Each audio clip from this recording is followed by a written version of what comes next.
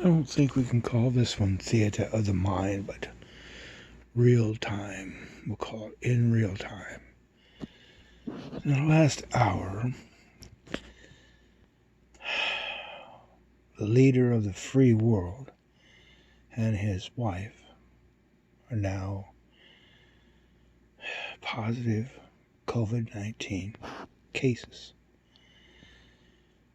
Imagine running the clock back.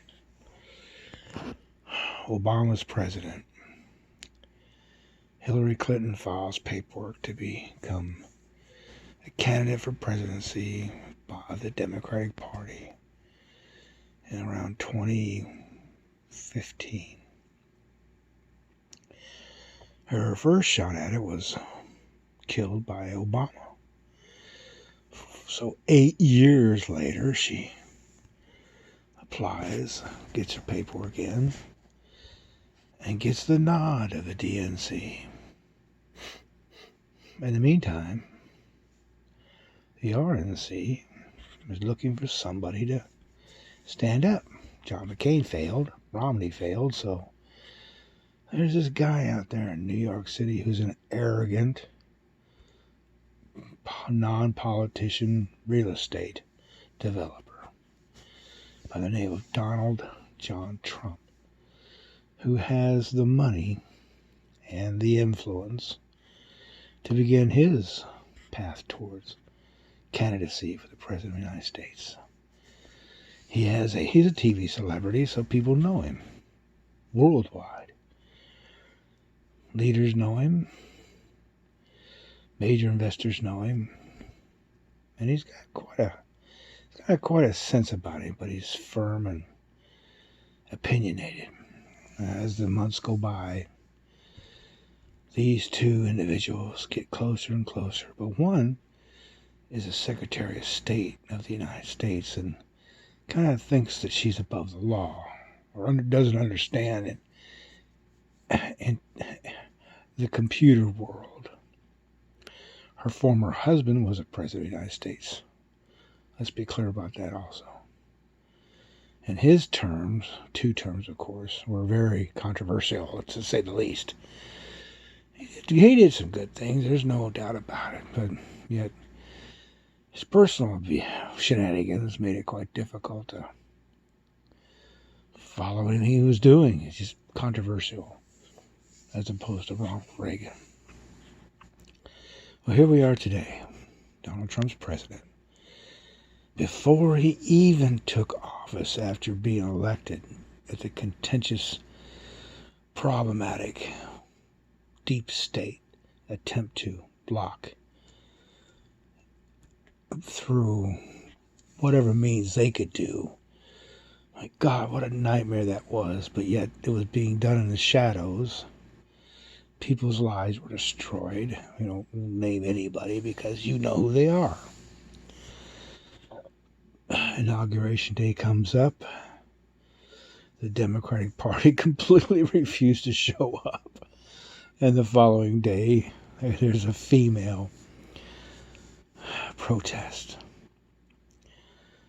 And then for the next 4 years, this man cannot have one single day without being criticized.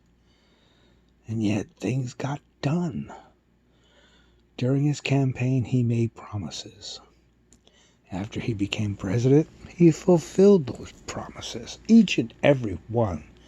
You can't not say a non-politician president will be holding up to his word. Lowered taxes, lessened restrictive regulations, did things that would just make other people want to he was a sty on the eye of the left. And he continues to be so. The swamp draining president.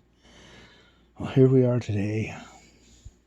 He had done a few things with international trade that needed to be done, ladies and gentlemen. It needed to be done. But previous administrations were blind to it or didn't want to take the chance of upsetting the status quo. He just stepped right up and did it. Namely, China trade war. Now imagine yourself on the opposite end of this guy's stick. He put sanctions on your country, he put tariffs on your country, and you're just as pissed as you can get because now your economy's starting to falter. And of course, you understand you've been stealing from that country, which is China stealing from the United States and intellectual property. You have the things that you are invented in the United States end up being made in China and then copied. I can testify as a business owner that I watched that product come across my store shelves of bogus hobby items being made in China. I should have never ever left being manufactured in the United States, but the previous administrations were greedy and they wanted to fulfill the New World Order by spreading the wealth, closing factories in America that were polluting and union run so they could break the unions, which I have no problem with because unions are seen their day since the 40s. They didn't need to be brought back, or they just steal from their people that they supposedly represent. We won't go that into this video at all. And of course today, those same Chinese, the Communist Party Chinese I'm talking about now, folks, not just the general Chinese, individual independent Chinese man or woman, because they have a growing middle class. Remember, China is still a communist nation. They still want to build nationhood. They still want to take Taiwan. They have finally got Hong Kong. They're looking at the South China Sea by building the Spratly Island chain. They're building artificial reefs and putting military items on them, missiles, aircraft, shipyards, bases, threatening back then in the day, that was Indochina, Vietnam, South Korea, Philippines, Indonesia, Singapore, such and such and such. But now, with this trade embargo going on, the United States is finally showing their face to the Chinese, saying, we won't take it anymore. We're not going to take it anymore. They put the sanctions and the tariffs on, and it was costing Chinese business people in a Chinese communist country billions of dollars a year. Very upsetting, if you know what I mean by the left of the faction, the deep state. So, the United States and the deep state here decided to go against this non-politician president by trumping up and investigating and spying on him during the initial election of him, thinking they could have a coup or prevent him from becoming elected by making up some bogus this or that, or spying or collusion or whatever you want to call it, that went along and kept on going, thinking they never get caught. Well, the right and their media were nitpicking and picking and picking and picking, and finally, after 3 years, a report was written by an independent federal government organization that showed bias all the way from the top to the middle of the CIA, the FBI, NSA. It just stank with anti-Trump, former Obama followers.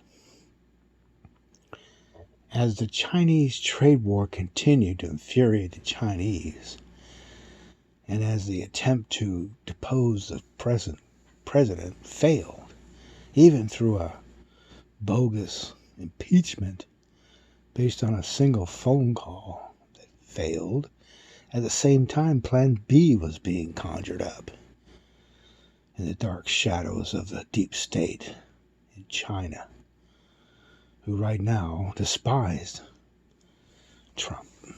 So what's the best thing to do?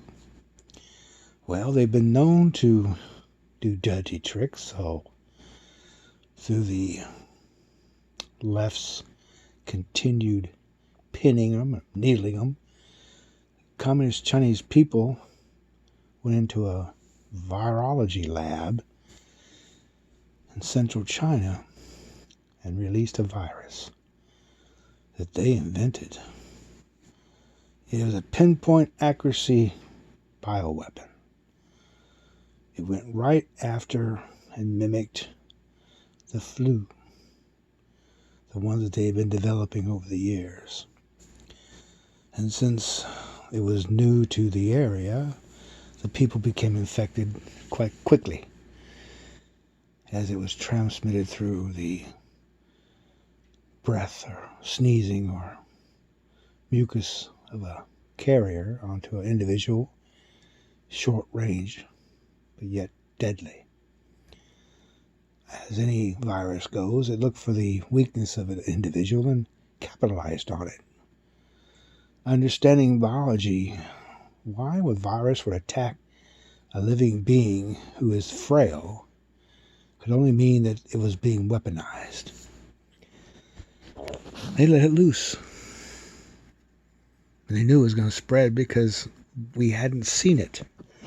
And because of its incubation period and the fact that it would go inside an individual and infect them quietly, causing no symptoms, depending on certain genes that it saw, yet they could be a spreader of it.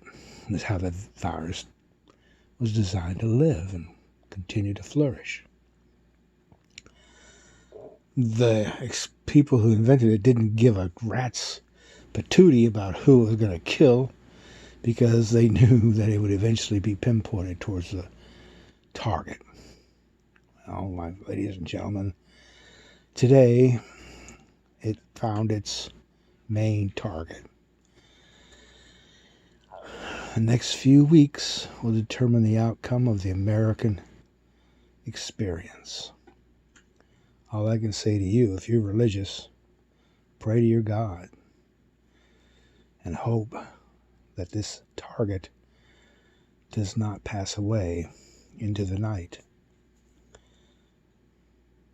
Good night.